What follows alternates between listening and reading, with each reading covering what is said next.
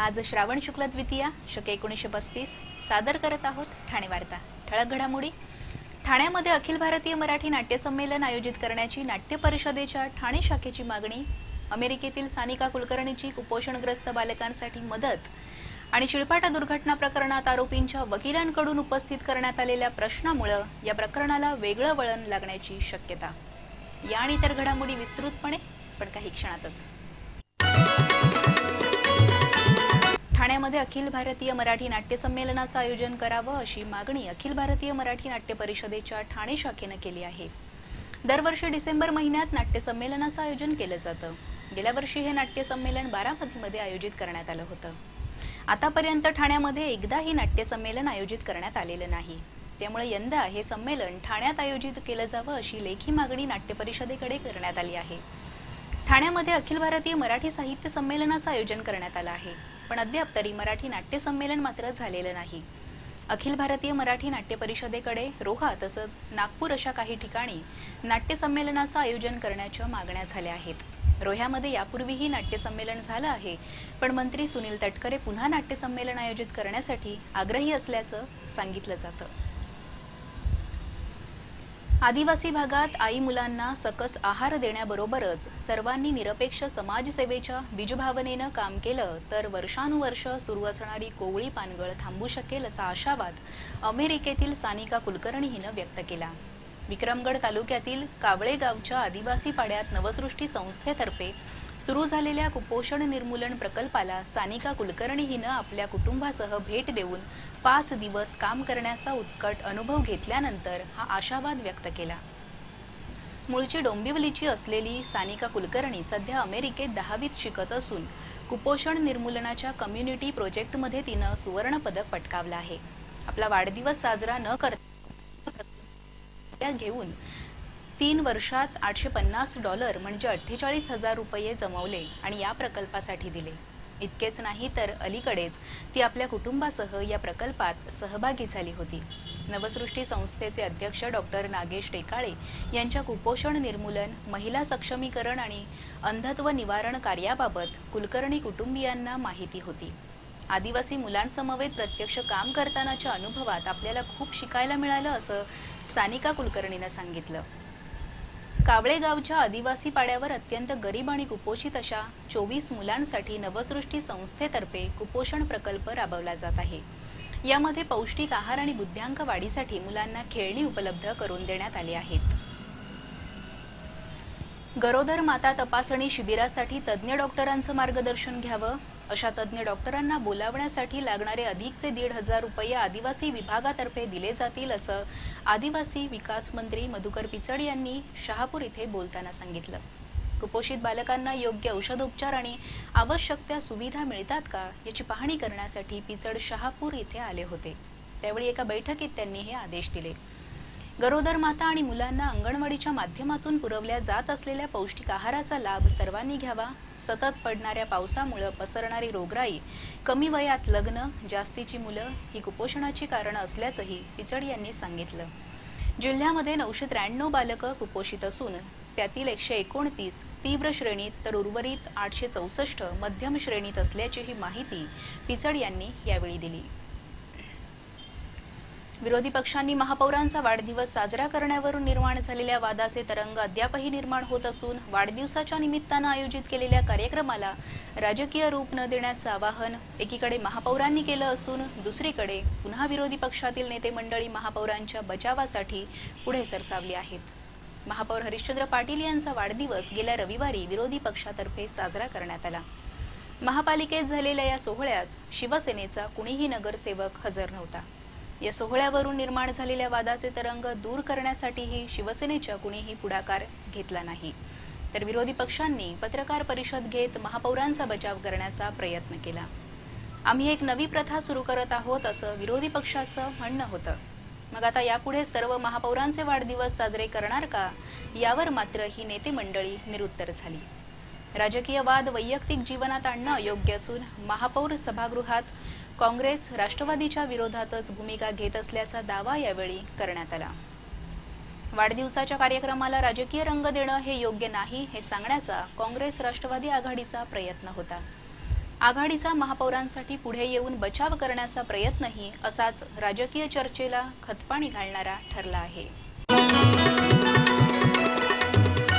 ठाणे महापौर वर्षा मॅरेथॉन स्पर्धा 25 ऑगस्ट रोजी आयोजित केली असून या स्पर्धेत ठाणे महापालिका शाळांमधील विद्यार्थी मोठ्या संख्येने सहभागी होणार आहेत। या विद्यार्थ्यांना प्रोत्साहन मिळावे आणि त्यांच्यातील कलागुणांना वाव मिळावा यासाठी महापौर हरिश्चंद्र पाटील यांच्यातर्फे 12 आणि 15 वर्ष वयोगटात महापालिका शाळेतील विद्यार्थ्यांमध्ये प्रथम येणारा एक विद्यार्थी आणि विद्यार्थिनीला प्रत्येकी 5,000 रुपयांचे पारितोषिक देण्यात येणार असल्याची घोषणा महापौरांनी काल झालेल्या सभेत केली। तसेच पुढील वर्षीपासून महापालिकेच्या माध्यमातून महापालिका शाळांमधील विद्यार्थ्यांना बक्षीस देण्याची सूचना केली। ठाणे महापौर वर्षा मॅरेथॉन स्पर्धेविषयी माहिती देण्यासाठी महापालिका शाळांतील शिक्षकांच्या बैठकीचे आयोजन काल पालिकेतील सभागृहात करण्यात आले होते। ठाणे महापौर वर्षा मॅरेथॉन स्पर्धेत ठाणे महापालिका शाळांमधील विद्यार्थ्यांची संख्या मोठी असते। तसेच या मुलांना घेऊन येण्याची जबाबदारी शिक्षकांची असल्यामुळे स्पर्धेबाबतच्या सूचना यावेळी शिक्षकांना देण्यात आल्या। तसेच मोठ्या संख्येने विद्यार्थ्यांना यात सहभागी करावे असेही आवाहन महापौरांनी शिक्षकांना केले। या मॅरेथॉन स्पर्धेत महापालिका शाळांबरोबरच खासगी शाळांतील विद्यार्थ्यांचा सहभाग असतो। पालिका शाळांमधील विद्यार्थ्यांचा उत्साह वाढावा आणि त्यांना प्रोत्साहन मिळावे यासाठी 12 आणि 15 वर्षाखालील मुलांमध्ये धावणाऱ्या आणि प्रथम येणारा एक विद्यार्थी आणि एक विद्यार्थिनी असे मिळून एकूण 14 जणांना महापौर हरिश्चंद्र पाटील यांच्या वतीने प्रत्येकी 5,000 रुपयांचे पारितोषिक देण्यात येणार आहे। या बक्षिसांची सुरुवात या वर्षीपासून होत असून पुढील वर्षी महापालिकेच्या वतीने महापालिका शाळांतील विद्यार्थ्यांना पारितोषिक देण्यात यावी अशा सूचना महापौरांनी यावेळी प्रशासनाला केल्या। तसेच या स्पर्धेत शिक्षकांनी विद्यार्थ्यांना मोठ्या संख्येने सहभागी करावे असे आवाहन महापौरांनी यावेळी केले। जनरल एज्युकेशन सोसायटीच्या पूर्व प्राथमिक विभागातर्फे प्रभात फेरीचं आयोजन करण्यात आलं होतं। उद्या क्रांती दिन असून विद्यार्थ्यांना क्रांती दिनाची माहिती व्हावी यासाठी ही प्रभात फेरी काढण्यात आली होती। या प्रभात फेरीमध्ये शाळेचे विद्यार्थी, पालक, शिक्षक, कर्मचारी सहभागी झाले होते। सुरुवातीला शाळेमध्ये सर्व क्रांतिकारकांचे स्मरण करण्यात आले। क्रांतिकारकांच्या वेशभूषेत असलेल्या बाल क्रांतिकारकांचे औक्षण करण्यात आले। प्रभात फेरीमध्ये जय जवान जय किसान, मेरी झांसी नहीं दूंगी अशा विविध घोषणा दिल्या जात होत्या। तसंच देशभक्तीपर गीतही गायली जात होती। देशाच्या स्वातंत्र्यासाठी प्राणार्पण करणाऱ्या क्रांतिकारकांना प्रभात फेरीतील विद्यार्थ्यांनी मानवंदना दिली। तलावपाळी परिसरात फिरून ही प्रभात फेरी विसर्जित झाली। उद्या रमजान ईद असून रमजान ईद निमित्त ठाणे पोलीस आयुक्तालयातील 5ही परिमंडळात कडेकोट पोलीस बंदोबस्त तैनात करण्यात आला आहे। श्रावण महिना लागताच सणवाराला सुरुवात होते। या सणासुदीच्या काळात कोणताही अनुचित प्रकार घडू नये याची दक्षता घेत 5ही परिमंडळांमध्ये एक उपायुक्तांसह 1550 जणांची फौज तैनात करण्यात आली आहे।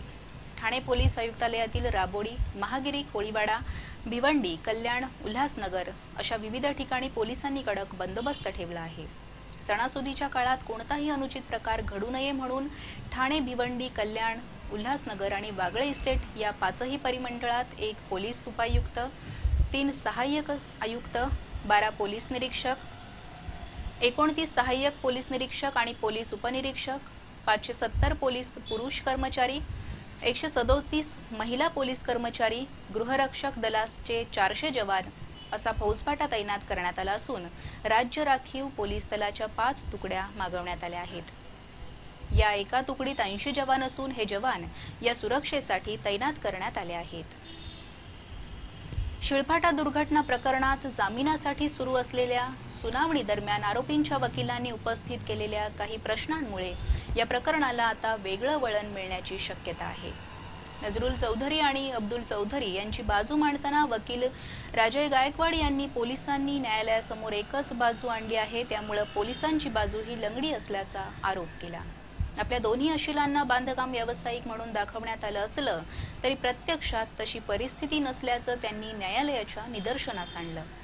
पोलिसांनी या प्रकरणी काही धनादेश जप्त केले आहेत, मात्र या धनादेशांचा या प्रकरणाशी संबंध नाही। दुसऱ्या जमिनींशी संबंधित व्यवहारांना या प्रकरणाशी जोडणं सर्वथा अयोग्य असल्याचा दावा गायकवाड यांनी केला। पोलिसांनी या प्रकरणात फक्त एकाच बाजूची चौकशी केली असल्याचं गायकवाड यांनी न्यायालयाच्या निदर्शनास आणलं। हिरा पाटील यांनी बांधकाम व्यावसायिकाकडून कधीही पैसे घेतले नाहीत। ज्या माणसातर्फे हे पैसे घेतल्याचा आरोप करण्यात आला आहे तो फरार असून अशा आरोपांवर विश्वास कसा ठेवायचा असा प्रश्न पाटील यांचे वकील गजानन चव्हाण यांनी उपस्थित केला। या प्रकरणात पोलिसांनी उपायुक्तांसह स्थानिक नगरसेवकांपर्यंत 23 जणांना अटक केली असून 2 जणांना जामीन मिळाला आहे तर 12 आरोपींनी पुन्हा जामिनासाठी अर्ज दाखल केला आहे।